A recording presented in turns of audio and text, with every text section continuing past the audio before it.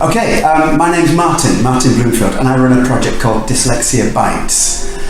One of the things that I'm involved in is a transnational project throughout Europe called the Dyslexia Compass. The Dyslexia Compass is potentially quite game-changing. So what you'll notice is that different countries around the world, and specifically for our project, different countries in Europe, have different measurements for how many people have got dyslexia.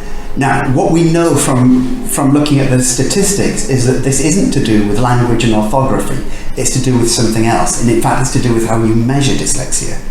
And it turns out that different national organisations and diagnosticians from different countries are measuring dyslexia differently, partially because they're looking for dyslexia differently.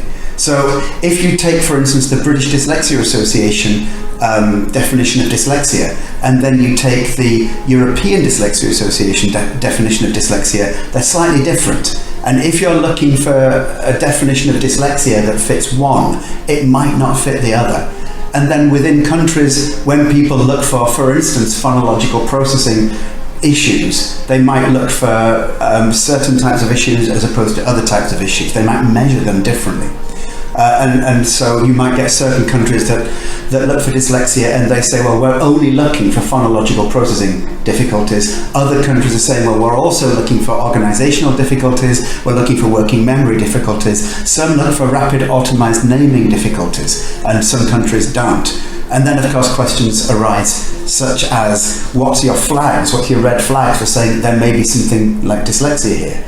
And so what the Dyslexia Compass is doing is it's taking as many of the definitions and as many of the measurements as possible, and we're trying to essentially align them and provide a translation device so that two things can happen. First of all, there's a lot of anecdotal evidence that someone moves from one country to another, or even one region within a country to another, and this case is in Germany where this has happened, and they lose their diagnostic assessment because they'll measure for dyslexia differently, and the measurement from one place doesn't translate properly into the measurement from another place. Another thing that happens is that where national associations and governments want to provide for dyslexia properly, then there's no consistency across borders. And if there's no consistency across borders, then inequality happens, essentially.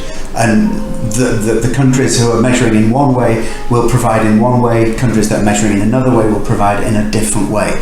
And the gaps between different provision in different countries widen. So the Dyslexia Compass is basically trying to change this. It recognises that there's a problem, it sees what kind of solution we can offer, and it creates the solution.